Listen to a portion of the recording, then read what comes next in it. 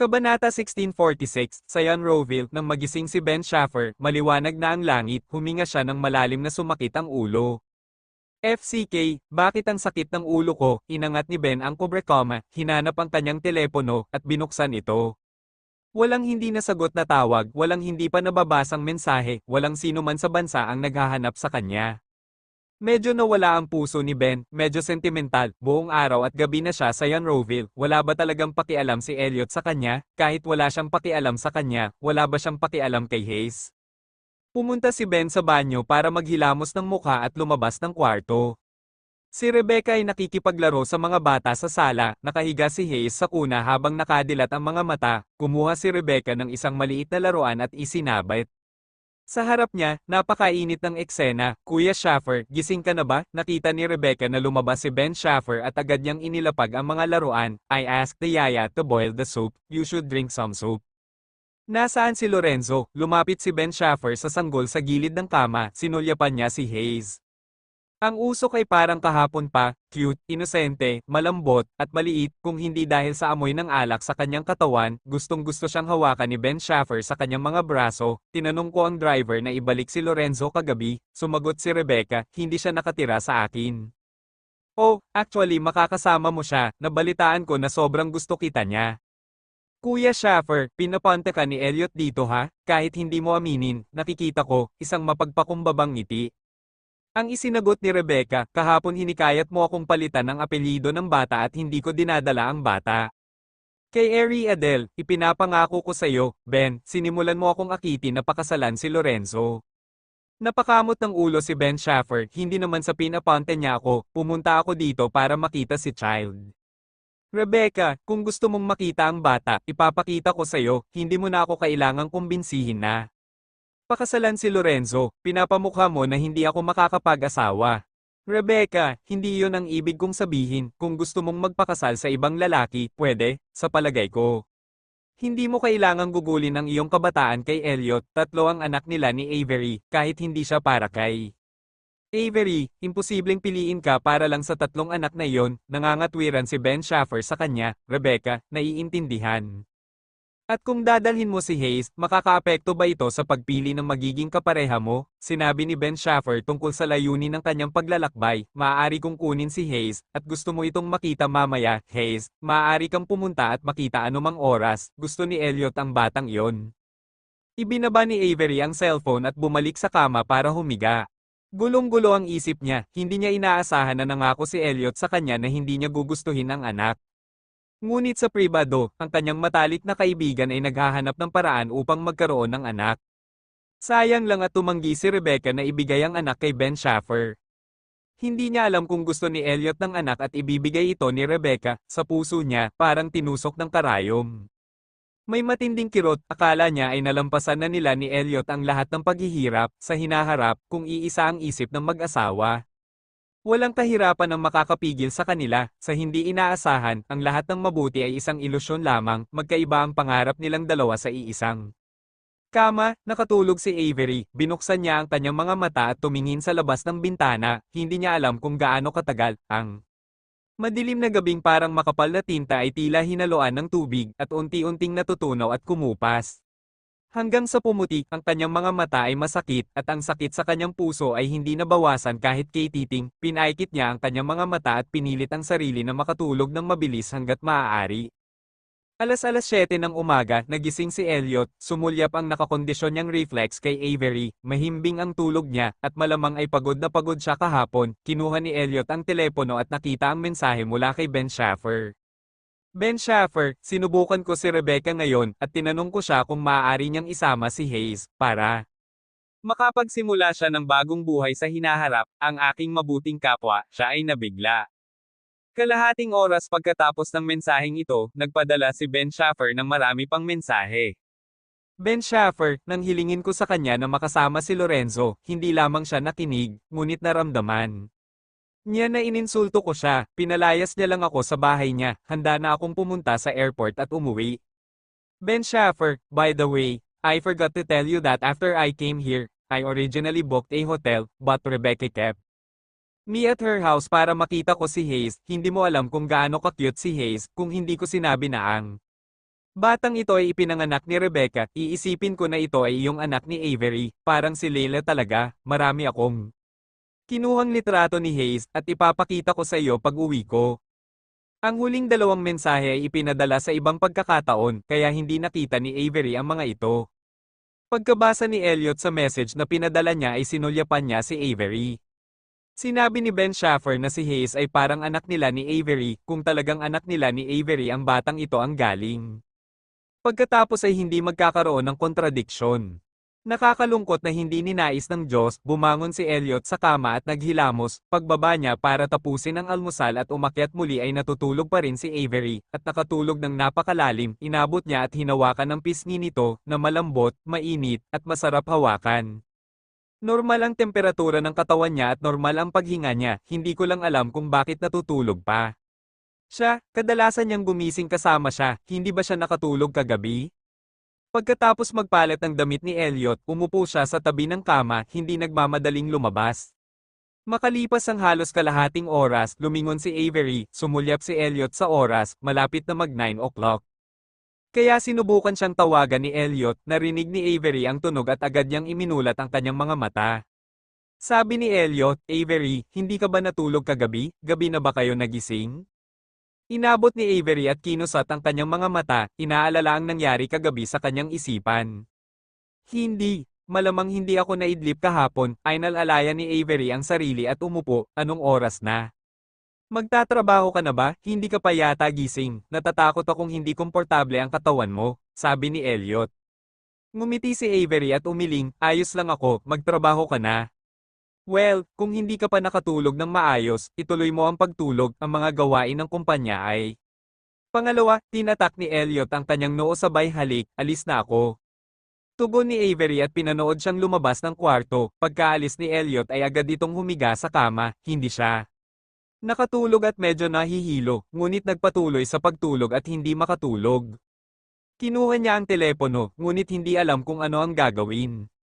Gusto niyang makipag-usap, ngunit hindi alam kung sino ang kakausapin, at sa tingin niya ay hindi angkop na makipag-usap sa sinuman. Sa bagay, wala pa namang showdown si Elliot sa kanya, ngunit ang sigurado ay may damdamin si Elliot para sa anak ni John Roville, Sterling Group. Hindi nagtagal pagkarating ni Elliot sa kumpanya, itinulak ni Ben Schaffer ang pinto ng kanyang opisina at there. Diretsong pumasok, umuwi ako upang maligo pagkatapos kong bumaba ng eroplano, at dumating ako pagkatapos maligo, umupo si Ben Schaffer sa upuan sa tapat niya at tinapak ang kanyang mga daliri sa mesa, kunin mo ako ng isang tasa ng kape, at ipapakita ko sa iyo ang larawan ng iyong anak na babae. Elliot, lasing ka sa bahay ni Rebecca, at kinuha ni Rebecca ang iyong mobile phone at nakipag-video call sa akin. Ben Schaffer, sa bahay ng estranghero, hindi ka handa, hindi ko alam, dapat mong sabihin na malaki ang puso mo, o dapat mong sabihin na lalo kang nagiging tanga, sabi ni Elliot, kinuha ang kanyang mobile phone, tinawagan si Chad, at pina-order siya ng kape. Itinaas ni Ben Schaffer ang kanyang kamay at hinimas ang kanyang templo, kinuha ni Rebecca ang aking cellphone ng palihim, saan niya nakuha ang mukha para itaboy ako, nag-iinuman kayo ni Lorenzo, how dare you get drunk, hindi mo alam kung sino si Lorenzo, anong klaseng tao? Mariing sabi ni Elliot, alam kong hindi siya mabuting tao, ngunit wala akong hinaing sa kanya, ipinahayag ni Ben Schaffer ang kanyang mga saloobin, gusto kong magtrabaho para kay Lorenzo at hayaan siyang makasama ng maayos si Rebecca. Hindi na ako lalapit sa'yo, Elliot, si Rebecca ay hindi nagkagusto kay Lorenzo sa loob ng maraming taon, paano ito magbabago dahil nagtatrabaho ka para sa kanila, kapaki-pakinabang man ito o hindi, sinabi ko na komportable ako, sinabi ni Ben Schaffer, dahil may video call ka kay Rebecca, siguradong nakita mo si Hayes, di ba? Elliot, sige, hawig ba talaga ni Layla, hindi ba? Binuksan ni Ben Schaffer ang telepono at ipinakita sa kanya si Hayes, gusto ko talagang ibalik ang batang ito, ngunit sa kasamaang palad ay hindi ito pinayagan ni Rebecca, anong gagawin mo dyan, bago ka gumawa ng plano, kung ibabalik mo siya sa isang bomba ng oras. Ibalik mo muna, masyadong malayo ang Jan Roville, hindi madaling makita siya minsan, nakita ni Ben Schaffer. Na pinapanood niya ang video ni Hayes na may seryosong mukha at tinukso, akala ko makikita ko si Hayes. Magagalit ka, nagbingi-bingihan si Elliot, ano ang mararamdaman mo kung nakita ni Avery si Hayes? Hindi ko alam, pero sa tingin ko hindi siya dapat magalit dahil itong batang ito ay replika ni Layla, nahulaan ni Ben Schaffer, kung si Hayes ay kamukha ni Rebecca, hindi ako pupunta sa lahat ng paraan upang makita siya. Mabilis na kumalma si Elliot at ibinalik ang telepono sa kanya, nangako ako sa bagay ni Avery na hindi na mababaligtad. Kahit anong gusto mo, bibisitahin ko siya taon-taon, bibisitahin ko siya sa sarili kong pangalan, sabi ni Ben Schaffer, ang pamilyang Brooke. Si Wesley ay nagkaroon ng malalim na pakikipagchat sa kanyang ina kahapon tungkol sa mga panganib ng pagbubuntis ni Shay at ang mga kahihinatnan ng aksidente ni Shay kung siya ay sapilitang manganak ng isang bata. Natakot si Sandra, sinabi ni Wesley na kung namatay si Shay dahil nanganak siya ng isang bata, hindi siya mabubuhay mag-isa. Shay, kasalanan ko, naisip ko na ngayon sa pag-unlad ng medisina, ang iyong katawan ay magiging katulad ng isang normal na tao, ngunit sinabi sa akin ni Wesley na ang iyong katawan ay hindi maaaring bumalik sa estado ng isang normal na tao. Hawak ang kamay ni Shay, hinikayat ni Sandra, dapat mong pakinggan ang mga salita ni Wesley at pumunta at patayin ang bata. Sa mga salita ni Sandra, ibinaba ni Shay ang kanyang ulo, at ang bigat sa kanyang puso ay hindi gaanong mabigat. Gama ng pakiramdam ni Wesley nang makitang hindi ganoon katigas ang ulo ni Shay. Tiyak na, ang ina ang nagdiin kay Shay para hindi mag-alinlangan si Shay na labanan si Elliot at magkaanak. Pinakinggan ni Shay ang mga salita ng kanyang ina dahil sa pagmamahal sa kanya, kung hindi, hindi na niya. Kailangang kunin ang mga salita ng kanyang ina bilang mga tagubilin sa lahat. Kahit na gusto kong hawakan ang aking apo, ang aking anak ay mas mahalaga, mukhang nagsisisi si Sandra. Alam kong kinuha ka ni Wesley ng higit sa buhay, how dare I do more things? Pinakinggan ni Shay ang sinabi ng kanyang biyenan, agad na tumingala kay Wesley. Shay, pupunta tayo at hihingi ng tawad sa kapatid mo mamaya. Hinawakan ni Wesley ang kamay niya at nagpatuloy, sinaktan mo ang puso niya kahapon, gusto ko rin humingi ng tawad sa kanya ng taimtim, nangako ako sa kanya na aalagaan niya siya ng mabuti pero hindi ko ginawa, hindi, umiling si Shay at matigas na sinabi, humihingi ako ng tawad sa kapatid ko, pero hindi. Alam ni Wesley na ayaw ni Shay na siya ay mali, sige, pumayag naman si Wesley. Maaari niyang hilingin kay Elliot na humingi ng tawad ng pribado. Noong tanghali, nakatanggap si Avery ng tawag mula kay Wesley. Avery, napaniwala ko si Shay, kapag umalis si Elliot sa trabaho sa gabi, dadalhin ko si Shay at hihingi ako ng tawad. Sa kanya, Avery, okay lang mag-sorry, paano mo napaniwala si Shay? Kinumbinsi ako ni Mama, walang magawang sinabi ni Wesley, sinanay ko talaga ang nag-pressure kay Shay. Ayos lang, ilang segundong nag-isip si Avery, sayang patayin ang bata. Wesley, siya ay nasa masamang kalagayan, nagkulong siya sa kwarto, tinawag ko siya para sa tanghalian, ngunit tumanggi siyang kainin ito, tinataya na bukod sa panggigipit sa kanya ng nanay mo, gusto rin niyang ipanganak ang batang ito, sinabi ito ni Avery, na may kaunting sakit sa puso. Brother Wesley, mayroon talagang ibang paraan. Ang ibig mo bang sabihin ay ilipat ang mga embryo? Bakit hindi alam ni Wesley ang pamamaraang ito? Pagkatapos lamang mailipat ang mga embryo, saan sila inilalagay?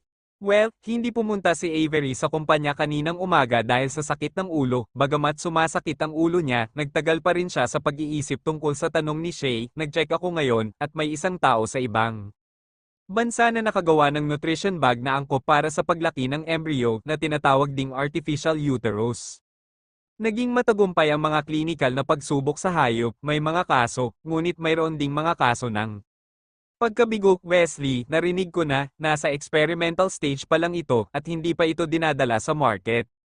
Hindi ito kayang bayaran ng mga ordinaryong tao, ani Avery, sa halip na patayin ang bata, subukan natin ang pamamaraang ito. Babayaran ni Elliot ang pera. Naguluhan si Wesley sa kanyang huling pangungusap, kung wala akong sapat na pera, maaari kong hilingin sa aking ama na hiniram ito. Hindi, hayaan mong magbayad si Elliot, matigas na sinabi ni Avery. Kuya Wesley, gusto kong gumastos siya ng pera, huwag mo na akong awayin, okay? May narinig si Wesley na mali sa kanyang tono, hindi ba siya nagkaroon ng conflict sa kanya? Wala siyang conflict sa akin, napakabait niya sa akin, at least in the surface sobrang mahal niya ako, bagamat walang sinabi si Avery, naintindihan naman ni Wesley ang kanyang overtones. Wesley, Avery, kung hindi ka masaya sa kanya, maaari kang makipaghiwalay sa kanya anumang oras. Hindi ako hihiwalay sa kanya, desididong sabi ni Avery, hindi naman nagbago ang isip niya, may awa lang siya sa batang yon. Ito ay patuloy na sumusuko, mortal din siya, at hindi ako dapat maging harsh sa kanya. Wesley, maaari mong malaman ito, huwag mong masyadong papagada ng sarili mo dahil dito. Sige, aayusin ko na, huminga ng malalim si Avery at muling nagsalita sa mas nakaka-relax na tono, nasa bahay. Ka ba, hindi ako pumunta sa kumpanya ngayon, bakit hindi ako pumunta sa iyo ngayon? Wesley, okay, may hapunan ka, handa ka na ba? Kung hindi ka pa kumakain, ako na ang gagawa ngayon. Sige, pagkatapos ibaba ang tawag, bumalik si Avery sa kwarto at nagpalit ng damit. Hapon, tinawagan ni Avery si Elliot at humingi ng 10 milyon. Hindi naman nagtanong si Elliot kung bakit, pumayag lang. Bakit hindi ka humingi sa akin ng pera? Hindi napigilan ni Avery na magtanong, hindi maliit na halaga ang 10 milyon, wala na akong masyadong pera sa card na ito sa kamay ko, hahayaan kong ibigay ito sa iyo ni Ben Schaffer mamaya, mahinahong sabi ni Elliot, sapat na ba ang 10 milyon? Hindi ka ba nagtataka kung para saan ko gusto ang pera? Inulit ni Avery ang tanong niya. Dapat kapaki-pakinabang para sa iyo na humingi ng pera, hindi ko na kailangang itanong kung bakit, kung gusto mong sabihin sa akin, sasabihin mo talaga, dahan-daang sinabi ni Elliot, maraming taon na tayong magkasama. At hindi ka humingi sa akin ng pera, ngayon ay napakasaya kung humingi sa akin ng pera. Avery, kung pipilitin mo akong tanungin kung bakit, tatanungin ko, nang makitang hindi siya nagsasalita, dagdag ni Elliot. Pinutol siya ni Avery, huwag ka nang magtanong, bigyan mo lang ako ng 50 milyon. Nagulat siya, okay, pagkatapos ng tawag, tinawagan ni Elliot si Ben Schaffer at hiniling kay Ben Schaffer na bigyan si Avery mula sa kanyang account ng 50 milyon, Ben Schaffer, bakit mo siya binigyan ng napakaraming pera, hiningi niya sa iyo? Elliot, nagbigay ako ng pera sa aking asawa, kailangan mo ba ng isang dahilan? Muntik nang mailuwa ni Ben Schaffer ang tiyan na kakainom lang niya, kung ganoon ay ibigay mo na lang sa kanya.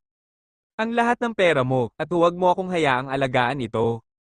Okay, pagkatapos ay ilipat mo ang lahat ng pera ko sa kanya, mahina ang tono ni Elliot na para bang may sinasabi siyang hindi importanteng maliliit na bagay. Pinigilan ni Ben Schaffer ang kanyang panloob na pinsala, hindi mo talaga siya tinanong kung ano ang gusto niya ng 50 milyon. Gusto niya talagang tanungin ako, pero hindi ko ginawa, nadama ni Elliot na hindi mahalaga ang tanong na ito.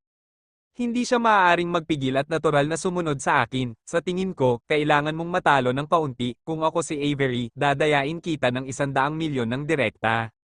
Ngumisi si Ben Schaffer, siguro medyo nabugbog ako, gusto niya noon ng 10 milyon, dahil hindi ko siya tinanong kung bakit, kaya, hindi. Napigilan ni Ben ang pagtawa at pag-iyak, na paniwala kita, tatawagan ko siya at magtatanong. Pagkatapos mailipat ni Ben ang pera kay Avery, dinial niya ang numero nito. Sinagot ni Avery ang telepono at magalang na sinabing, natanggap ko ang pera. Well, pwede ko bang itanong kung para saan ang gusto mong pera? Tanong ni Ben Schaffer, tinanong ko si Elliot, at sinabi niyang hindi niya alam, kaya na-curious ako. Nang marinig ang nakangiting boses ni Ben Schaffer, naalala ni Avery ang mensaheng ipinadala niya kay Elliot. Kagabi, hindi niya talaga kayang magpanggap na walang nangyari.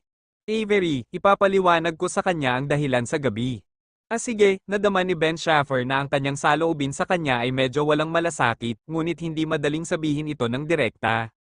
Sa gabi, umuwi ng maaga si Elliot, sa hindi inaasahang pagkakataon, wala si Avery sa bahay. Pumunta si Avery kay Shay ngayon, dapat ay bumalik siya kaagad, paliwanag ni Mrs. Cooper. Hindi niya sinabi sa akin, tatawagan ko siya, kinuha ni Elliot ang kanyang cellphone at dinyal ang kanyang numero, pagkaraang i-dial ni Elliot ang kanyang numero, nakita ni Mrs. Cooper ang pintuan ng courtyard na nakabukas at isang kotse ang dahan-daang pumasok, sir, bumalik na si Avery. Ibinaba ni Elliot ang telepono at naglakad papunta sa bakuran. Bumaba ng sasakyan si Avery at hinarang siya, maaga kang nakaalis sa trabaho ngayon, hinawakan ni Avery ang kanyang braso at sabay na naglakad patungo. Sa pintuan ng bilya, nakagastos na ako ng 10 milyon para sa perang ibinigay mo sa akin ngayong hapon. Paano mo ginastos? Natutong kumilo si Elliot at tinanong siya kung bakit.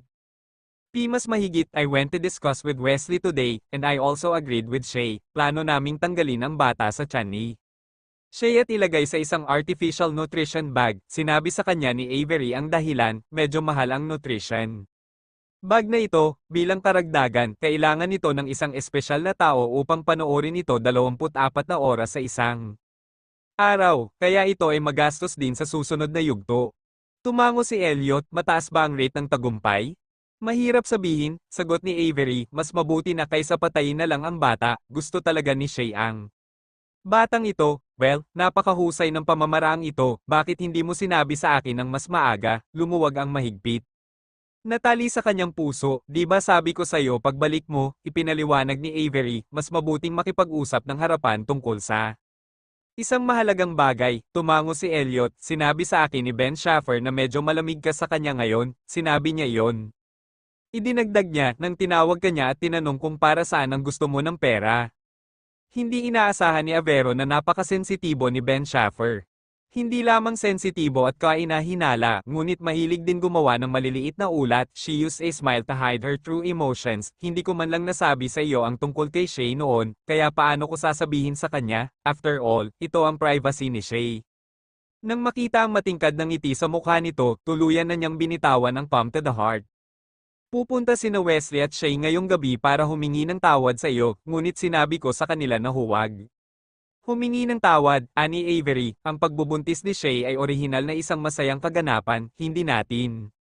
Kailangan gumawa ng event na dapat ipagdiwang, malaking trahedya, ano sa palagay mo? Elliot, well, hanggat hindi nanganganib si Shay, hindi na nila kailangang pumunta at humingi ng tawad sa akin.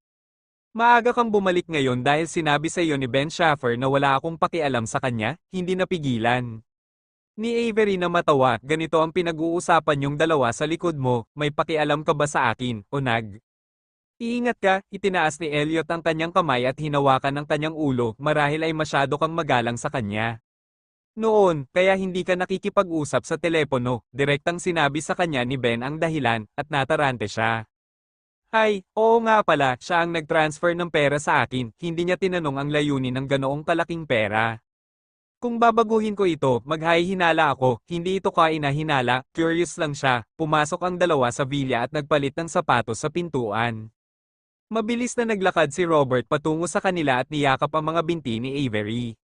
Nay, ate, galit si ate, bal isang tumingin si Robert kay Avery, medyo nagmamadali ang tono nito. Kaagad na binuhat ni Avery ang kanyang anak at marahang suyuin, bakit galit sa iyo ang kapatid mo? Itinuro ni Robert ang kanyang maliit na kamay sa direksyon ng silid ni Leila, sinusubukang hanapin ang kanyang kapatid. Nag-aalalang tiningnan ni Elliot ang kanyang anak, iniisip na baka nag-aaway ang magkapatid, lumapit si Mrs. Cooper at nagpaliwanag, nagkulong si Leila sa kwarto nang bumalik siya ngayon, gusto siyang paglaruan ni Robert, ngunit tumanggi si Leila na buksan ang pinto, kaya medyo nalungkot si Robert. Tumingin si Elliot kay Avery at sinabing, aakyat ako at titingnan. Okay, kung ayaw kanyang pagbuksan ng pinto, hayaan mo na ako, niyakap ni Avery ang kanyang anak at hindi. Komportable na kausapin si Leila, hindi ako pinadalhan ng mensahe ng guro, message, may message ba ako sa'yo? Inilabas ni Elliot ang kanyang telepono, sinilip ito, at umiling, sabi ni Avery, pagkatapos ay umakyat ka at magtanong, ang aking anak na babae ay tumatanda na at may nasa. Isip niya, umakyat si Elliot nang lumakad siya sa pintuan ng silid ng kanyang anak, kumatok siya sa pinto at sinabi sa mahinang boses, Leila, buksan mo ang pinto, si tatay iyon. Naisip niya na baka gusto lang makita ng anak niya si Avery ngayon, pero hindi niya akalain na pagkaayos ng boses niya ay agad na binuksan ni Leila ang pinto. Nang makitang mag-isa siya ay agad na hinawakan ni Leila ang braso niya at kinaladkad papasok ng kwarto. Dad, permahan mo ako, naglakad si Leila sa desk at inabot ang isang blankong papel kay Elliot. Kinuha ni Elliot ang papel na iniabot ng kanyang anak at nakitang blanko ito, halos kaagad, sinabi niya, para saan? Ang papel na ito, bakit kailangang pumirma ang mga magulang? Ngunit nang makita ang kahihiyan sa mukha ng kanyang anak, nilunok niya ang mga salitang sinabi nito sa kanyang bibig. Kumuha si Elliot ng panulat mula sa lalagyan ng panulat ng kanyang anak at nilagdaan ang kanyang pangalan sa ilalim ng blankong papel. Matapos pirmahan ang pangalan, ibinalik niya ang papel sa kanyang anak, Leila, anong nangyari? Hindi sinabi sa akin ng teacher mo, sinabi ko sa guro na huwag sabihin sa iyo, hinawakan ni Leila ang pinirmahang papel sa mesa bago siya umupo. Malungkot siya, inutusan ako ng guro na magsulat ng isang sulat ng pagsusuri, nagulat si Elliot, at agad na kumuha ng bench para maupo sa tabi ng kanyang anak, at nagtanong sa mahinang boses, bakit mo gustong magsulat ng review, ano bang ginawa mong mali? Si Elliot ay hindi naniniwala na ang kanyang anak na babae ay makakagawa ng isang malaking pagkakamali, ngunit, kung si Leila ay hindi gumawa ng isang malaking pagkakamali, ang guro ay hindi hayaan si Leila na magsulat ng Isang pagsusuri, may isang makulat na lalaki sa klase namin na laging sumusunod sa akin na parang follower, sa sobrang galit ko. Gusto niya akong sundan sa banyo ngayon, kaya binugbog ko siya, sabi ni Leila, nagbago ang boses, pumunta. Ang kanyang mga magulang sa paaralan at galit na galit, hiniling nila sa akin na humingi ng tawad sa nakakainis na lalaki na yon, ngunit ayaw ko, kaya pinasulat ako ng guro ng isang pagsusuri. Agad na kinuha ni Elliot ang kamay ng kanyang anak at tiningnan ito ng mabuti, "Baby, are you not injured?" Namula si Leila sa kahihiyan, at binawi ang kanyang maliit na kamay, pinalo ko siya ng stick. Elliot, no wonder iginiit ng mga magulang ng bata ang paghingi ng tawad ni Leila. Nasugatan daw ni Leila ang bata, kung gayon, dapat kang makinig sa guro at magsulat ng isang pagsusuri, sabi ni Elliot, kung ayaw mong malaman ng nanay mo, hindi ko sasabihin sa kanya. Huwag mong sabihin sa kanya, ayokong malaman niya ang tungkol sa isang kaiyahiyang bagay, mukhang. Kinakabahan si Leila, Elliot, oo, tutulungan ka ni Dad na ilihim ito. Bumagsak ang mga mata ni Leila sa puting papel, kinagat niya ang panulat at may pagkabalisa na sinabi, "Tay, hindi ako makapagsusulat ng libro ng pagsusuri, maaari mo ba akong tulungang isulat ito?" Hindi rin siya nagsulat ng review letter. Mula pagkabata hanggang sa pagtanda, siya ay mahusay na protektado ng mga bodyguard ng pamilya Foster, at siya ay palaging mahusay sa kanyang pag-aaral, kaya hindi siya nagkaroon ng pagkakataon na magsulat ng isang pagpuna sa sarili, ngunit dahil ginawa ito ng kanyang anak na babae, maaari lamang siyang kumagat ng bala at pumayag. Isinulat ito ni Itay sa iyo sa draft at pagkatapos ay i-transcribe mo ito sa pagsusuring ito, sabi ni Elliot. Dinilat ni Leila ang kanyang mga mata, alamin mo lang ang sulat kamay ko, ayokong magsulat ng review, at ayaw. Kung i-transcribe ito, sabi ni Leila sabay abot sa kanya ng papel at panulat. Ang review book ay para sa guro, kahit alam ng guro na ikaw ang sumulat nito, ayos lang. Hindi mapabulaanan ni Elliot, makalipas ang kalahating oras, tinulungan ni Elliot ang kanyang anak na kumpletuhin ang pagsusuri at inakay siya pababa, nakita ni Avery na magkahawak kamay ang mag-ama, at napakatingkad na ngumiti ang anak, kaya tinanong niya. Leila, ano ang sinabi sa iyo ng tatay mo, napakasaya mo. Medyo mahirap ang takdang aralin ngayon, at tinuruan ako ng aking ama na gawin ang aking takdang aralin.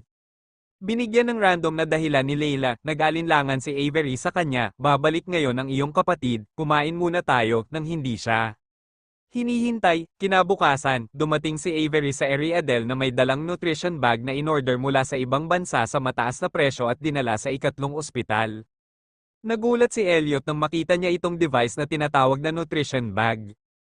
Binubuo ito ng iba't ibang mga sopistikadong medikal na instrumento na konektado sa isang malaking transparent na bag. Kailan ang operasyon? Tanong ni Elliot. Kabanata 1647, kalahating buwan, ipinaliwanag ni Avery, ang mga instrumentong ito ay inihahatid ngayon, ngunit hindi namin sila gagamitin. Ang doktor na nag-imbento ng makinang ito ay malayang magtuturo sa atin kung paano ito gamitin. Sa loob ng isang linggo, hindi pa ba huli ang lahat, nag-alala si Elliot, kapag ang bata ay mas matanda. Magiging mas mahirap at mapanganib ang operasyon? Kakabuntis lang niya, sa kalahating buwan, hindi na masyadong malaki ang bata, sabi ni Avery, huwag kang mag-alala, kasama namin ni Wesley, gagawin namin ang lahat para matiyak ang kaligtasan ni Shay. Nagtitiwala ako sa'yo, natahimik si Elliot, kung ang bata ay maaaring lumaki ng maayos, ito ay mas mabuti. Nakikinig si Avery sa sinabi ni Elliot, sabi niya, Elliot, gusto mo pa rin ang mga bata, kahit na nakakatakot ang itsura mo kapag pinilit mong ipalaglag si Shay, katulad noong buntis ako, pinilit mo akong ipalaglag ang bata, hindi mo gusto ang mga bata, ngunit natatakot ako na ang aking tinatagong sakit ay maipasa sa kanila, sabi ni Elliot, noong una tayong magkita, kahit hindi dahil sa tinatagong sakit, ayoko sa bata, gusto ko ang mga bata dahil ako ang unang nahulog sa iyo, kung may nararamdaman ka para sa iyo, magkakaroon ka ng damdamin. Para sa ating mga anak, tumingin si Avery sa kanyang mga mata at naramdaman niyang nagsasalita siya ng walang kaparerekon. May nararamdaman din siya ngayon sa anak ni Rebecca, dahil ba may nararamdaman din siya kay Rebecca? Hindi matanggap ni Avery ang resulta, baka hindi mo maintindihan ang sarili mong nararamdaman, malamig na sabi ni Avery at naglakad papunta sa delivery worker. Ilang ulit na inulit ni Elliot ang kanyang mga salita sa kanyang isipan. At the same time, she recalled the expression on her face when she said this, siya ay galit. Pero hindi inisip ni Elliot na may mali sa sinabi niya. Totoo na una siyang nahulog at pagkatapos ay nahulog siya sa mga bata.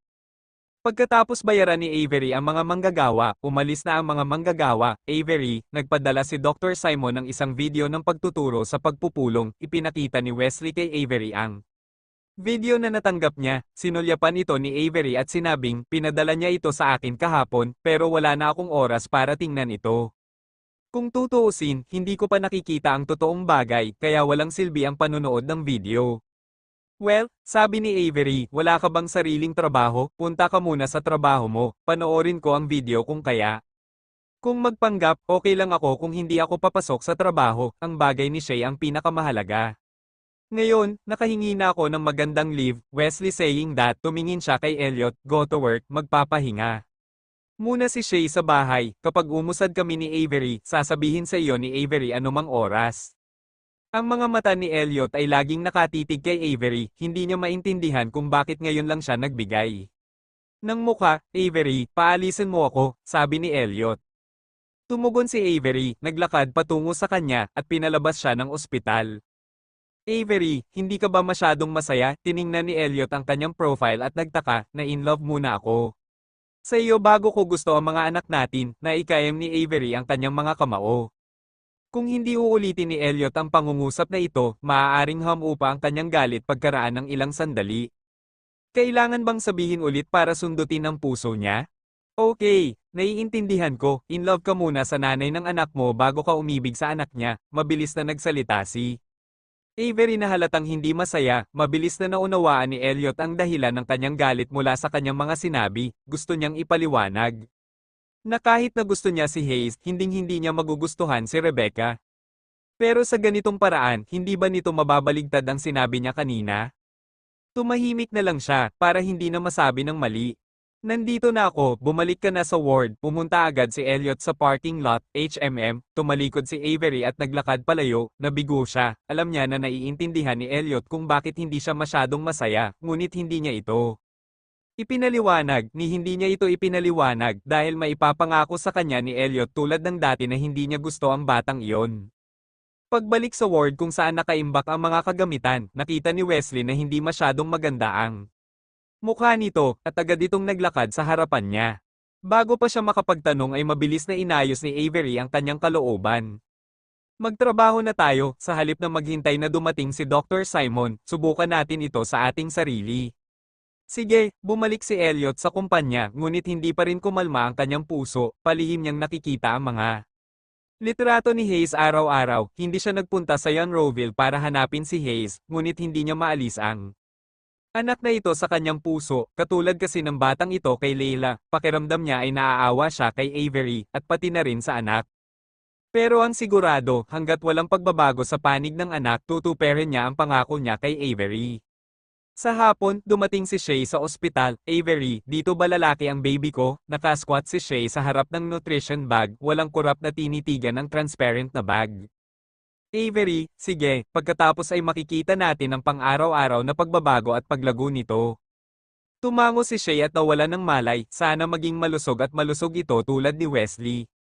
Tiyak na magiging, alam ni Avery ang kanyang inaalala, Shay, kailangan mong magpahinga, mahalaga ang bata, pero mas mahalaga ka. Isang matamis na ngiti ang ipinakita ni Shay at tumango, Avery, makikinig ako sa iyo. Pagdating ng panahon maaaring medyo masakit ang operasyon. Wesley told me that you are afraid of pain, so after we discussed it, we decided to give you anesthesia at that time. Tinulungan siya ni Avery na maupo sa tabi niya. Huwag kang maglupasay ng matagal, Shay. Oo, tinakat ako ni Wesley noong nakaraang araw, sinabing masakit at masakit ang pagkakaroon ng sanggol. Sinabi ko na hindi ako natatakot, ngunit talagang natatakot ako sa aking puso. Hindi mo kailangang matakot ngayon, kahit ikaw mismo ang nanganak, may anesthesia pa rin, para hindi masyadong masakit. Sinabi ni Avery ang salitang anesthetic at agad na naisip si Xander. Binigyan siya ni Xander ng isang pampamanhid at hindi niya nakalimutan. Nakakalungkot lang na hindi na mabubuhay ang mga tao mula sa mga patay at natatakot siya na hindi na niya malutas ang misteryong ito. Pagkaraan ng 10 araw, dumating si Dr. Simon sa ikatlong ospital. Sinuri niya muna ang mga kagamitang na-assemble ni Avery at ng team matapos makumpirma na walang mali. Nasa agenda ang operasyon ni Shay. Sa panahon ng operasyon ni Shay, sinamahan siya ni Wesley sa operating room. Naghihintay sina Avery at Elliot sa labas ng operating room. Kinuha ni Avery si Elliot at pinaupo sa bench. Naging maligamgam ang kanilang relasyon nitong mga nakaraang araw. Masyadong abala ang kumpanya niya at sobrang abala rin siya sa ospital, kaya walang gaanong komunikasyon. Ngunit hindi nawala ang tinik sa puso ni Avery. Elliot, dapat nakilala mo si Hayes, tama ba? Sabi ni Avery na binasag ang katahimikan. Naiintindihan niya kung bakit may nararamdaman si Elliot para sa batang ito, matapos niyang makita ang larawan. Nang bata, natigilan siya, mabilis siyang naglakad patungo sa banyo, at sinundan siya ni Elliot ng mga hakbang. Makalipas ang halos kalahating oras, natapos na ang operasyon ni Shay at inilipat siya sa VIP ward. Nakita ni Wesley si Elliot sa ward, kaya ang sabi niya, matagal bago magising ang anesthesia ni Shay. Panoorin mo siya dito, kung magising siya, tawagan ka agad ang doktor, punta muna ako sa laboratory. Well, pagkatapos sumagot ni Elliot, nag-alinlangan siya sandali, at sa wakas ay sinabing, Wesley, nakita ni Avery ang larawan ni Hayes. Sumimangot si Wesley, ipinakita mo sa kanya, hindi, siya yun, ako ang nagkusa para makita ito. Nakaramdam ng pananakit si Elliot sa kanyang ulo, after seeing the photo, she was stimulated, ngunit ngayon ay tumanggi siyang makipag-usap sa akin tungkol sa paksang. Ito, ano ang gusto mong gawin ko kapag sinabi mo sa akin, Wesley, alam ko na rin na hindi masaya si Avery dahil dito. Sinasabi ko sa'yo, ayokong tulungan mo ako, ang kanyang Adam's apple ay gumulong pataas at pababa, at sinabi. Niya ng gusto, ayaw makinig sa akin ni Avery, kaya mangyaring aliwin siya. Hindi mo na kailangan sabihin, natural na gagawin ko. Pagkatapos magsalita ni Wesley, umalis siya sa ward. Laboratory, matapos mailipat ang embryo sa nutrition bag, tinapat ni Wesley si Avery sa balikat. Wesley, mag-usap tayo mag-isa. Ano ang ating pinag-uusapan? Sinundan siya ni Avery palabas ng laboratory kahit nagtanong siya. Lumabas ang dalawa sa laboratorio at hinubad ang kanilang mga maskara. Sabi ni Elliot, nakita mo ang larawan ni Hayes. Nagtanong si Wesley, bakit ka nagkusa na tingnan ang larawan ng batang yon? Wala, gusto ko lang makita. Napayuko si Avery, I didn't expect na mas magiging uncomfortable yung bata. Kamukha ni Leila, mahal na mahal ni Elliot si Leila, kaya natural na may nararamdaman siya sa batang iyon. Kumunat ang noo ni Wesley, kung patuloy kang mag-iisip ng ganito, hindi ka nalalabas. Kuya Wesley, ayoko munang gumawa ng anumang desisyon sa ngayon, masyado akong naguguluhan. Pag-usapan natin ang iba pang bagay pagkatapos mong maging matatag ang mga anak ni Shay. Isinuot muli ni Avery ang kanyang maskara. Doktor, 3 araw lang dito si Simon. Mauna na tayo, tingnan natin kung ano ang dapat pagtuunan ng pansin sa hinaharap. Sa gabi, dumating si Elliot sa ospital pagkatapos makaalis sa trabaho at binalak na iuwi si Avery. Lumabas si Wesley sa laboratorio at naglakad sa harapan niya, umuwi siya kinahapunan at dinala ang mga pang. Araw-araw na pangangailangan, sinabi niya na dito muna siya sa 1 linggo. Kumunat ang noo ni Elliot, anong ibig mong sabihin, may iba pa ba dun? Siya, wala bang ibang manood dito? Sinasadya ba niya akong tumakas? Well, sinabi niya na gusto niyang manahimik dahil alam mong kusa siyang tumakas sa iyo, dapat bumalik ka muna. Sa 1 linggo, tiyak na kukumbinsihin ko siya, uuwi na siya, pinaalis siya ni Wesley.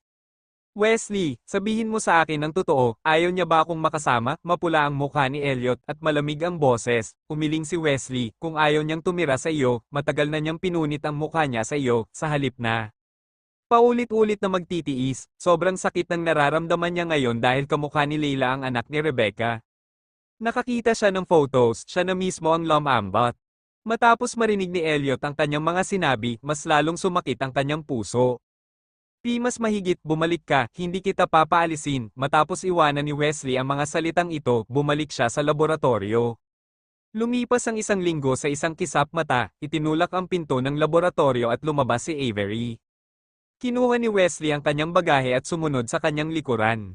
Tumayo si Elliot sa labas ng pinto at nakita siyang lumabas, agad itong humakbang paarap sa kanya, iniunat ang mahahabang braso, at kinuha ang bagahe niya kay Wesley. Kamusta ang bata? Tanong ni Elliot kay Avery, normal na ang lahat ngayon, kalmado ang tono ni Avery.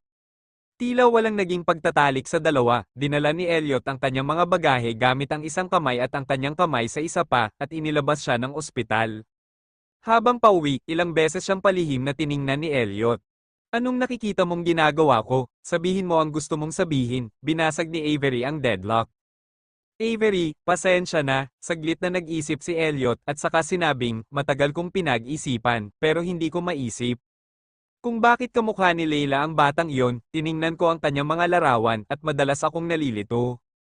Palaging iniisip na ang bata ay maaaring ako at ang aking asawa kung magpapakita man ako ng pagmamahal sa batang iyon dahil sa inyo ni Leila, hindi kay Rebecca. Oo, malumanay na sagot ni Avery, iniisip ko rin ito nitong mga nakaraang araw, wala tayong magandang kalalabasan kung patuloy tayong maghahirap ng ganito, kaya nanikip ang puso niya, naghihintay sa susunod niyang sasabihin. Kung gusto mong pumunta sa Younroville para makita ang batang iyon, go, Elliot, hindi kita pipigilan, pero in the future, ayoko nang makarinig ng kahit ano tungkol sa batang iyon, iniiwasan mo ako, okay, gumawa ng kompromiso si Avery, tunog, biglang nagpreno ang sasakyan, gumuho sa lupa, gumawa ng mataas na tunog. Mahigpit na hinawakan ni Avery ang seatbelt gamit ang dalawang kamay, pagkahinto ng sasakyan ay gulat na gulat siyang napatingin sa lalaking nasa driver's seat. Avery, nangako ako sa iyo na hindi ako pupunta sa Younroville, naawa man ako sa batang iyon, hinding-hindi ko sisirain ang pangako ko sa iyo, maliban kung nasa panganib ang bata, pero hindi niya sinabi yon. Dahil naniniwala siyang hindi sasaktan ni Rebecca ang batang iyon. Tiningnan ni Avery ang payat na mukha ni Elliot, ang malalalim niyang mga mata, at ang ilang mapagsakripisyong puso, at naaliw siya sa sandaling ito, binalaan ko na si Ben Schaffer na huwag magpadala sa akin ng impormasyon at mga larawan ni na Rebecca at Hayes sa hinaharap, nahirapan siya ngayong linggo. Hindi umuwi si Avery, natapos si Elliot sa trabaho araw-araw at maagang umalis sa trabaho para alagaan ang mga bata. Matapos suyuin ang mga bata na matulog, bumalik si Elliot sa kwarto at naligo, pagod at inaantok, ngunit hindi siya makatulog. Hindi ko nahahayaang magkamali ka ulit dahil dito, paus na sinabi ni Elliot. Avery, ayoko nang mag-sorry ulit sa iyo, kaya hinding-hindi na ako gagawa ng anumang mali sa'yo. Maasim ang ilong ni Avery, nawala sa isang iglap ang mga hinaing at paghihiwalay sa kanyang puso. Pag-uwi, bumalik si Avery sa kwarto para maligo, magbihis ng malinis na damit pambahay, at bumaba. Naghanda si Mrs. Cooper ng isang masaganang tanghalian para gamutin siya. Hindi alam ng tatlong bata at ng katulong sa bahay ang hidwaan nilang dalawa, at inisip nilang lahat na hindi umuwi si Avery ngayong linggo dahil sa anak ni Shay. Pagkatapos ng lahat, ang teknolohiyang ito ay medyo bihira, at upang matiyak na maayos ang lahat, tiyak na kakailanganin ng mga doktor na panatilihin ang pagsubaybay 24 na oras sa isang araw. Pagkatapos ng tanghalian, dinala ni Elliot si Avery sa itaas. Katatapos lang niyang kumain, at hindi niya nakaya ang takbo nito. Kabanata 1648, nakakunot ang noo ni Robert habang pinagmamasdan ang kanyang ama na hinihila ang kanyang ina. Mom, itinuro ni Robert ang direksyon kung saan nawala si Avery, napapaut ang bibig, at sinabi kay Mrs. Cooper. Gusto kong makipaglaro sa nanay ko, matagal nang nagsumikap ang mama mo sa labas, kailangan niya ng mahimbing na tulog ngayon, huwag na natin siyang istorbohin para magpahinga. Dinala ni Mrs. Cooper si Robert sa sala, kapag natutulog ang nanay mo. Natural siyang bababa para makipaglaro sa iyo, ang master bedroom. Nang maging mahinahon ang lahat, nakatulog ng mahimbing si Avery, hindi siya nakahinga ng maayos nitong mga nakaraang araw. Bukod sa bagay kay Elliot na hindi siya makatulog, nag-aalala rin siya sa anak ni Shay. Si Avery ang nagmungkahi na i-transplant ang bata sa isang nutrition bag, kung may nangyaring mali, tiyak na sisisihin niya ang sarili niya. Gayunpaman, binuksan ni Elliot ang kanyang mga mata at hindi inaantok, talagang wala siyang iniisip dahil napatawad na siya ni Avery. Hanggat kaya nitong tuparin ang pangako nito sa kanya sa susunod, hindi na ito tatalikuran muli. Ewan ko lang kung bakit, ang bilis ng tibok ng puso niya, medyo nahihirapan huminga, parang may sumasakal sa leeg niya. Nagtataka siya kung bakit nangyari ang kakaibang pakiramdam na ito. Kinabukasan, tinawagan ni Tammy si Avery, gusto niyang pumunta sa ospital at makita ang anak ni Shay. Nagmaneho si Avery papunta sa bahay ni Lynch, sinundo si Tammy, at tumungo sa third hospital. Palaki ng palaki ang tiyan ni Tammy, at pinagbawalan na siyang magmaneho. Bilang karagdagan, karaniwan siyang mahilig maglaro, at ngayon sa ikatlong trimester ng pagbubuntis, si Mary ay nakatitig sa kanya halos 24 na oras sa isang araw, hindi pinapayagan siyang lumabas ng basta-basta. Pagkasakay ni Tammy sa kotse ni Avery, nakaramdam siya ng pait, hindi ko talaga alam kung ano ang iniisip ng nanay ko, hindi siya masyadong kinakabahan sa unang 3 buwan ng aking pagbubuntis. Auntie, in the first 3 months sobrang kinakabahan din ako sa'yo, nakalimutan mo bang humiga ka sa bahay sa unang 3 buwan para magpahinga, malinaw na naaalala ito ni Avery.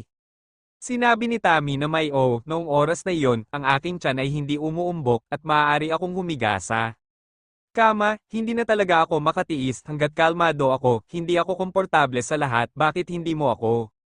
Hayaang mamili at i-distract ang iyong sarili, Avery, kapag binalikan kita mamaya, kukumbinsihin ko si tita, mag-ehersisyo ng katamtaman, at magiging mas madali ang panganganak pagdating ng panahon. Tammy, hayaan mo akong magpa-cesarean, simula nang buntis ako, inayos na ito ng nanay ko, sabi niya, noong pinanganak niya ako, sa matinding hiling ng lola ko, natural lang siyang manganak dahil dito, sobrang laki ng ulo ko. Naipit siya sa panganganak na halos mamatay sa panganganak, kung ano ang swerte, malaki rin ang ulo ng anak ko, Avery, kung ang circumference ng ulo ng iyong sanggol ay masyadong malaki, dapat kang pumili ng isang cesarean section. Tammy, kaya hiniling ako ng nanay ko na manatili sa bahay, at hindi niya ako pinapatakbo, sa palagay niya ay napakasama ng aking kalusugan, kung may mangyari sa oras na ito, ang bata ay mamamatay, at ang isang bangkay at 2 buhay ay hindi katumbas ng halaga.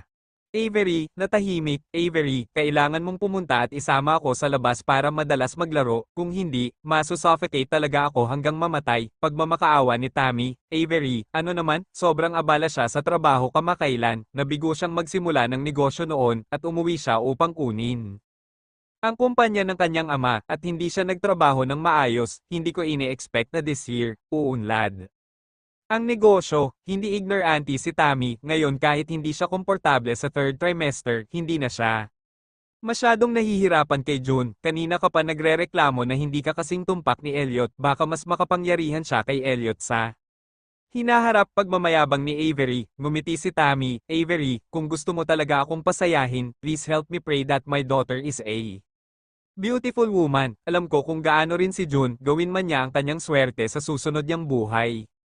Mananatili pa rin siya sa buhay na ito, imposibleng malampasan ang iyong asawa, ngayong may anak na ako, hindi ko na masyadong pinapansin si June. Avery, mabuti naman, ayokong ma-pressure masyado si June.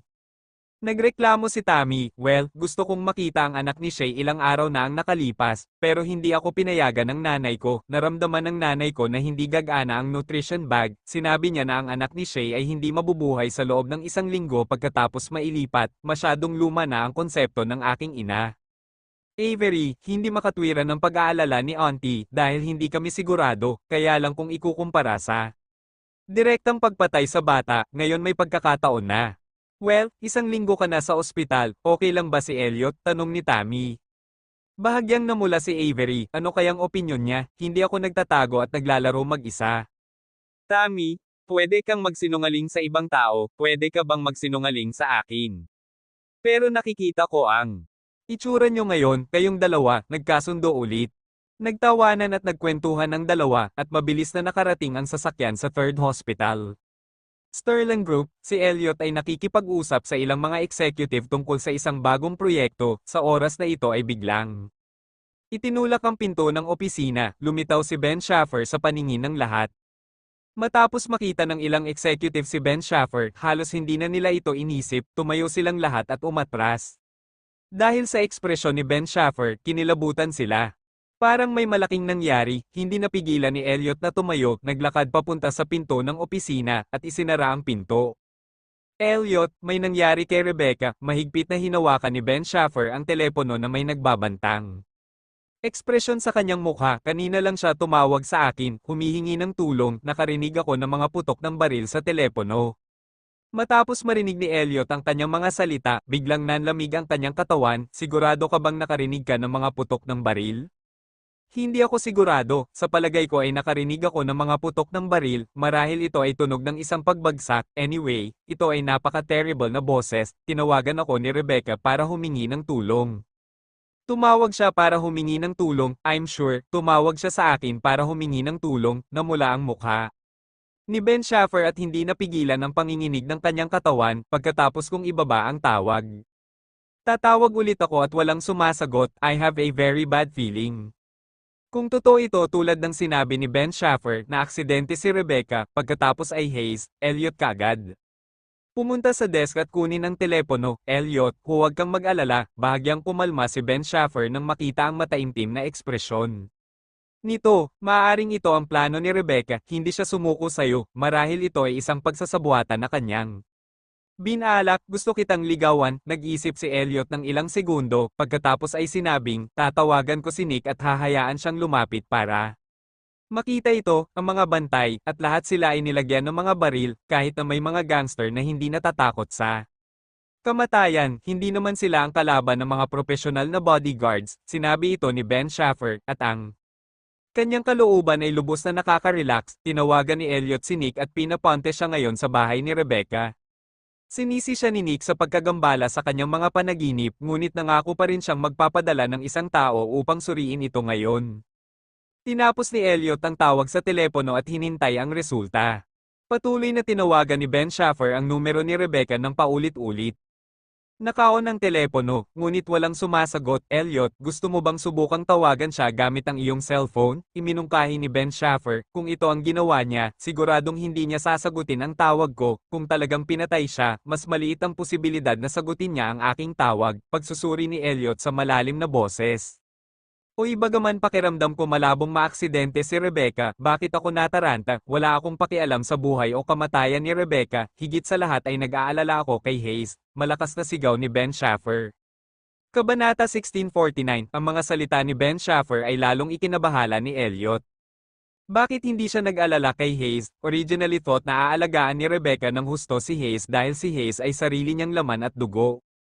Kung ginamit ni Rebecca ang laro ni Hayes sa pagkakataong ito, gagawa siya ng paraan upang ilayo si Hayes sa Sion Roville, ngunit kung si Rebecca ay pinatay hindi siya nang ahas gumawa ng ganitong pagpapalagay. Maaaring mamatay si Rebecca, ngunit hindi maaaring mamatay si Hayes. Elliot, gusto mo bang makinig sa recording ng tawag? Ben Schaffer had lingering fears. I'm going to find someone to tune up the recording of the call between me and Rebecca just now, dahil hindi ako sigurado kung ano ang tunog noong oras na iyon. Tumingala si Elliot sa kanya, tune in, well, tumabi si Ben Schaffer at muling tumawag. Napatingin si Elliot sa oras, ito ay tumatagal ng kalahating oras upang magmaneho mula sa bahay ng Nick hanggang sa kung saan nakatira si Rebecca. 5 minuto na lang, tinapos ni Ben Schaffer ang tawag sa telepono, kumuha ng isang tasa ng tubig, kumuha ng isang basong tubig, at nilagok ito. Naging tahimik at nakakatakot ang kapaligiran sa opisina. Walang nagsasalita sa kanila, lahat sila naghihintay ng sagot. Makalipas ang mga 10 minuto, nakatanggap ng tugon si Ben Schaffer. Naipadala na sa kanyang cellphone ang recording ng phone call niya kay Rebecca. Lumapit siya kay Elliot at nagplanong makinig kay Elliot. Sa nanginginig ng mga daliri, pinindot niya ang play button at biglang dumating ang boses ni Rebecca, Ben Schaffer, help, help me. Matalas at matinis ang boses ni Rebecca, at kasabay ng kanyang pag-iyak ay may iba pang boses. Agad-agad, malapit nang magkaroon ng malakas na ingay, namutla ang mukha ni Ben Schaffer, nagpapaalala kay Elliot. Hindi nagtagal pagkatapos niyang magsalita, isang malakas na putok ang dumating. Ito ang tunog ng putok ng baril, tunog ng putok ng baril. Elliot, narinig mo ba? Tunog talaga ng putok ng baril, nang inig ang katawan ni Ben Schaffer. I don't think it was an act, kakaiba ang sigaw niya, kung umaarte, pwede na siyang maging artista. Muling natahimik ang boses ni Ben Schaffer, at malinaw na lumabas ang mabigat at takot na paghinga ni Rebecca, kasama ang boses ng iyak ng sanggol, ang sigaw ni Hayes. Si Hayes, nakita ni Ben Schaffer si Hayes at narinig niya ang sigaw ni Hayes, kaya narinig niya. Ito kaagad, nang tawagin siya ni Rebecca ng mga oras na iyon ay hindi niya napansin ang pag-iyak ni Hayes dahil sa magulo na boses ni Rebecca at paghingi ng tulong ni Rebecca. Nang marinig ang sigaw ni Hayes ngayon ay biglang nawala ang kanyang katinoan. Mas depressed ang mood ni Elliot kaysa kay Ben Schaffer. Hiniling ni Ben Schaffer kay Elliot na tawagan si Rebecca ngayon, ngunit hindi siya tumawag. Ngayong pinakinggan niya ang recording ng tawag, hindi na niya mapigilan ang kanyang paghinga. Dinyal ni Elliot ang numero ni Rebecca, naka-on ang telepono, ngunit walang sumasagot. Kabanata 1650, ano na ang nangyayari sa pamilya Joban ngayon? Hindi sinagot ni Rebecca ang tawag mo, parang natigilan ako. Sumimangot si Ben Schaffer, isang nagbabantang premonition ang lumitaw sa kanyang puso. Teka, dapat may balita kaagad mula kay Nick.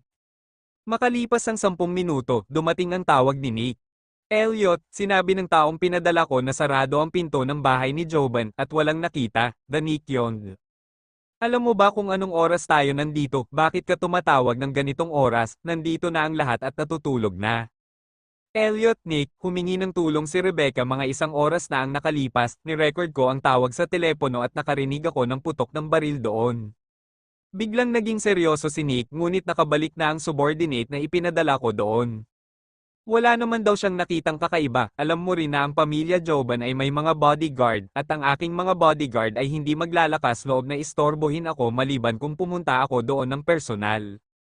Sabi ni Elliot, then please come over person, sigurado ako, may narinig akong putok ng baril, pag-alo ni Nick, bukas ng umaga, out of town ako ngayon, marami akong nainom ngayong gabi, at sumasakit ang ulo ko, kung may mangyari kay Rebecca, makakatanggap ako ng balita, kapag natanggap ko ang balita, sasabihin ko sa iyo sa lalong madaling panahon, sinabi ito ni Nick at si Elliot ay walang magawa. Anak niya si Hayes, hindi kay Nick, kaya natural na hindi nagmamadali si Nick. Hindi makapaghintay si Elliot na lumipad sa Unroville ng personal sa sandaling ito. Ano ang sinabi ni Nick? Tumabi sa kanya si Ben Schaffer, hindi marinig ang boses ni Nick sa telepono. Nasa labas ng bayan si Nick kaya hindi siya makakapunta sa bahay ni Joban, seryoso ang hitsura ni Elliot. Teka. Ilang oras na lang dapat may balita na, mga oras, na pabuntong hininga si Ben Schaffer, I can only hope this is Rebecca's prank. Ang ikatlong ospital, matapos dalhin ni Avery si Tammy sa laboratorio, saglit na tinitigan ni Tammy ang nutrition bag na pabuntong. Hininga pa minsan-minsan, Avery, bakit hindi mo sinabi sa akin kanina na pwede kang magkaanak ng ganito? Hinawakan ni Tammy ang kanyang nakaumbok na tiyan, alam mo bang hindi ako komportable araw-araw ngayon, kapag ako ay natutulog sa gabi, ang aking mga binti ay laging naninikip at ang mga pulikat ay sumasakit hanggang sa kamatayan, at nagsisimula ng namamaga ang mga paa ko, hindi ko alam kung makakalabas ako para makipaglaro sa iyo sa loob ng ilang araw, Avery, ang teknolohiyang ito ay hindi 100% ligtas. Tammy, ngunit ang bata sa aking tiyan ay hindi 100% ligtas. Kahit banggitin ko pa sa iyo, hindi ka papayagan ng nanay mo, huwag mong pagsisihan kung malusog si Shay. Hindi na tayo makakaisip ng huling paraan na ito, sinuyo siya ni Avery, actually, naranasan ko na ang proseso. Mula sa pagbubuntis hanggang sa panganganak na bihirang karanasan din sa buhay ko. Inaaliw mo ba ako? Kung maaari mong piliin na alisin ang masakit na karanasang ito, aalisin ko ito ng walang pag-aalinlangan, bumagsak ang mukha ni Tammy, I've gained 12 pounds, hindi pa ako naging ganito kataba. Sa buhay ko, ikinumpara ko ang mga litrato ko ngayon at dati, at kasing taba ako ng 2 tao. Hindi napigilan ni Avery na matawa, Tammy, don't panic, magpapayat ka kapag ipinanganak ang iyong baby, at saka, kapag ipinanganak ang iyong pinakamamahal na anak na babae, mararamdaman mo na sulit ang sakit. Tammy, sana yon ang sinabi mo. Siyempre, nagsilang ako ng 3 anak at hindi ko ito pinagsisisihan, naisip ni Avery ang kanyang 3 anak na may masaya at kontentong mukha. Kung ako sa iyo, dapat wala akong pagsisihan, ang pangunahing dahilan ay ang mga genes mo at ni Elliot ay masyadong malakas, dapat marami kayong baby, sabi ni Tammy, bumalik ang mga mata niya sa nutrition bag. Kayo ni Wesley ang nagsalitan sa pagbabantay sa bag na ito araw-araw. Avery, bueno, binabantayan ko ito sa araw at si Brother Wesley naman ang nagbabantay sa gabi, pumupunta ang tatay niya para bantayan ito tuwing weekend. Oh my God, sobrang gulo, ito ay nararamdaman na mas mahirap kaysa sa aking sarili, katumbas ito ng 10 ninyo ni Wesley, hindi ako makapagtrabaho ng 1 buwan, bulalas ni Tammy. Avery, oo naman, may utang ako kay Shay, kung hindi nag-donate ng dugo si Shay kay Robert, namatay na si Robert, kaya kailangan kong gawin ang lahat para masigurado na ligtas na maipanganak ang anak ni Shay. Sinabi ni Tammy, pupunta ako dito sa iyo ngayon. Sabi ni Avery, hindi, i-treat kita sa hapunan mamaya at ibabalik kita, masyadong boring dito, at kailangan mo nang magpahinga, ayaw mo sa akin dito, nasa daan ba dito? Nagpout si Tammy at sinasadyang sabihin yon, kung ganoon ay huwag kang umalis, dito ka na lang sa tabi ko, kapag inaantok ka na mamaya, pumunta ka sa hig-on, hindi sinasadyang gumulong ako sa kama noong isang gabi, kaya mag-ingat ka sa pagtulog mo. Point, tinakot siya ni Avery.